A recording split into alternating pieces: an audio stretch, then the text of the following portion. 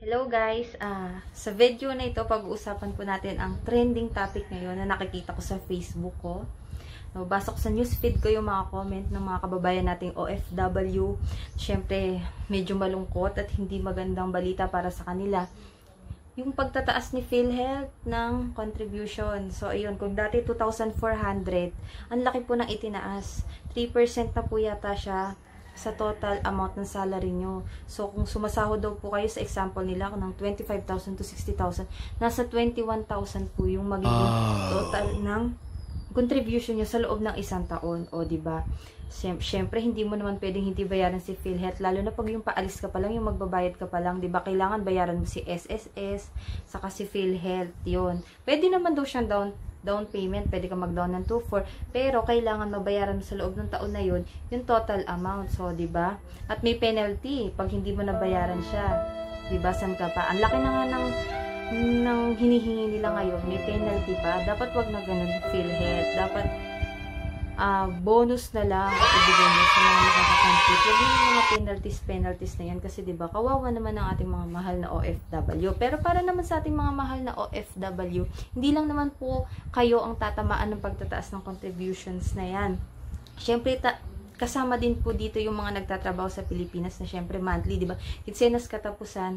Hindi ko alam kung tuwing 15 or 30 nagkakaltas sila monthly ng contribution sa PhilHealth. Yun, so tatamaan din po sila. Nandyan din po yung mga professionals natin, katulad ng mga doktor, lawyer, engineer. Yan, kasama po sila sa pagtataas. Hindi lang po OFW. So, sa mga kababayan nating OFW na feeling nila na single out sila na sila lang yung tatamaan, hindi po. Pati po kasambahay, take note, nakita ko po, na-research ko po, na pati kasambahay, magtataas din po sila ng contribution. So, yun, bakit nga ba naisip ni PhilHealth to? Siguro, dahil naubos na yung pondo nila.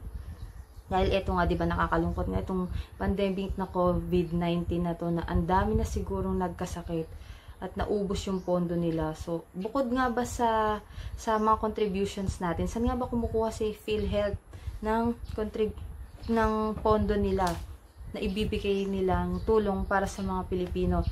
Sa napag-alaman ko na hindi naman daw kumikita ang gobyerno really, nigga? Sa PhilHealth. Sabi nila, hindi ako sure, na hindi daw kumikita ang gobyerno.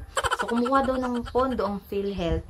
Bukod sa atin is sin taxes. So, ayan na nga, syempre, sigarilyo, alak. Deserve naman nila na magbigay talaga ng malaking contribution sa PhilHealth kasi ang laki-laki ng kinikita nila. And then, nandyan din yung PAGCOR saka yung PCSO para tumulong kay PhilHealth. So, ayun. Sino nga ba si PhilHealth at ano nga ba ang maitutulong niya sa atin? So, si PhilHealth, yan, parang, ano siya, social health insurance na ang layunin niya siguraduhin ang kalusugan ng bawat mamamayang Pilipino. Nandito ka man sa loob o labas ng bansa, land-based or sea-based ka man, covered ka ng PhilHealth for as long as nagko-contribute ka. Siyempre, yan parang give and take relationship lang naman. Pag may binigay ka, may makukuha ka. Parang yan yung gross subsidy kasi ng PhilHealth. Parang yung mayaman is tutulungan yung mahirap. So, ayun, paano yun? Explain natin. Yung mayaman kasi, syempre, mas malaki yung kinikita, mas malaki yung maibibigay na contributions. Compared sa mahihirap, syempre, alam naman natin na not equal talaga yung kinikita ni mayaman kay mahirap. Diba? So, si mayaman, mas malaki yung maibibigay niya kay PhilHealth, tapos si mahirap, konti lang, pero yung benefits na makukuha nila is equal lang.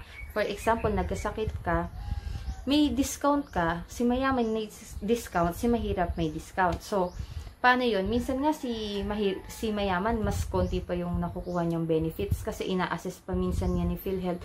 Kung may kakayanan naman talaga siyang bayaran ng buo, hindi na ibibigay ni PhilHealth yung buong discount kay mayaman. Unlike kay mahirap na talagang todo yung percent ng ibinibigay na discount.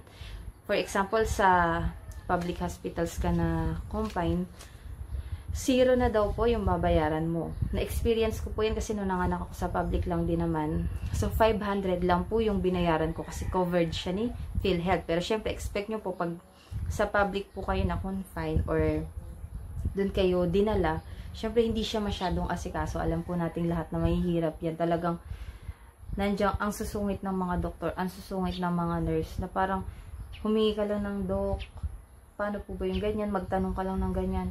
Ang susungit ng mga sagot, hindi ko nilalahat pero na-experience ko po na may masusungit na halos pila, ang tagal, puro sulat-sulat lang sila. Siyempre hindi ko rin naman alam kung ano yung ginagawa nila doon, pero alam mo yung mga bata na nasa gilid halos matutuyuan na ang tagal na oras na, hindi lang minuto yung hinintay, hindi pa rin naaasikaso. Unlike sa pag-private ka dinala, talagang asikaso ka, alam mo yun, reception pa lang, tinatanong pa lang ano nang nararamdaman mo, makikita mo nag-aalala sila. So ayun, experience ko rin po sa PhilHealth nung nakaraang last 2018, yung anak ko is sumakit yung tiyan niya na dala.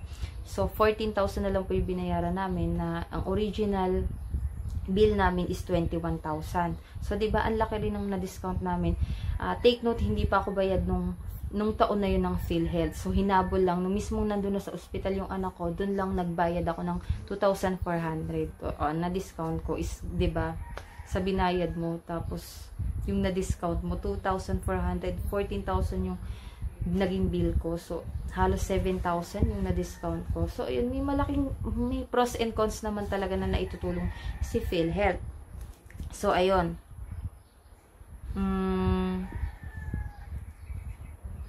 Dapat kasi both sides naman yung tinitingnan natin, hindi lang yung ang laki nga nung ikukunin sa atin. Paano nga kung tinamaan tayo, di ba, ng sakit na malubha, tapos wala na tayong mailabas na pera. Ang laking tulong ni PhilHealth. So, sa mga OFW, sabi dito, 45 days covered po tayo ng PhilHealth.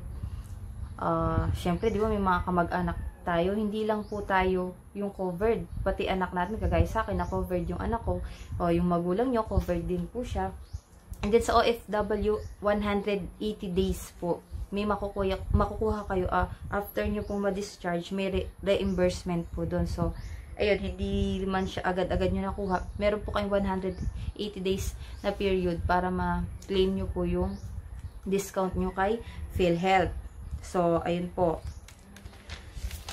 Para kasing ang mindset or yung principle ni PhilHealth is not equality but equity. So, anong ibig sabihin nun? Parang sa opinion ko lang naman, no, parang oo, minsan nakakasama ng loob na dapat equal yung pagbibigay. Parang ngayon yung sa ayuda, diba, yung poorest of the poor or yung mga miyembro ng poor piece po talaga yung pinaglalaanan nila ng atensyon, which is pare-parehas naman tayong tinamaan ng pandemic na to. Yun, para sa akin po kasi, diba, kung ikaw naman yung kumikita ng mas malaki, mas marami kang nakukuha, 'di ba? Mas magaan sa loob mo yung magbigay. Pero minsan mapapaisip pa, ikaw nga yung nagbabayad ng malaking tax, pero bakit ikaw hindi na nakikinabang? Parang ganito po yung ginagawa ngayon ni PhilHealth. Hindi siya fair sa paghingi ng contribution, tapos pati sa pagbigay ng benefits. Pero ikaw, kung iisipin mo, 'di ba? Doon ka na lang sa mas blessed ka, tapos mas malaki yung naibibigay mo kaysa naman ikaw yung nangangailangan, tapos mas marami kang nakukuha, pero mas marami kang pangangailangan, di ba? Ayun, pag-isipan nyo po yun, na para sa akin, maganda rin naman yung ginagawa ni PhilHealth. Kasi nga, di ba, kung iisipin mo, nagkasakit ang isang tao sa Pilipinas, kung piso-piso magbibigay tayo, gagaling yung tao na yun. So, ayun, na-share ko lang naman yung thoughts ko kay PhilHealth, na sana in the long run, wag lang kasi natin tingnan yung ngayon, yung challenge ngayon, wag lang natin tingnan yung gaano kalaking hihingi nila. Tingnan din natin yung magiging magandang epekto nun sa susunod na mga taon. Ayun, sana po mapag-isipan nyo po yan. Huwag masyadang mainit ang ulo natin pag sa mga ganyang bagay-bagay, di ba? Oo, nandiyan na po yung laki, pero makakatulong din po talaga si PhilHealth, parang SSS. Hindi naman siguro siya itatayo at magtatagal ng ganyan kung hindi talaga siya nakatulong. Sa pagkakaalam ko, 1995 pa po siya na tayo. And ayun, para sa akin, ako natulungan naman po niya. Sana mag-iingat po tayong lahat para hindi po natin magamit yung benefits ni PhilHealth. Mas maganda pa rin po ang kalusugan. Kasi nga po, health is wealth. So, salamat po at pinanood niyo tong video na to. Ingat po tayo!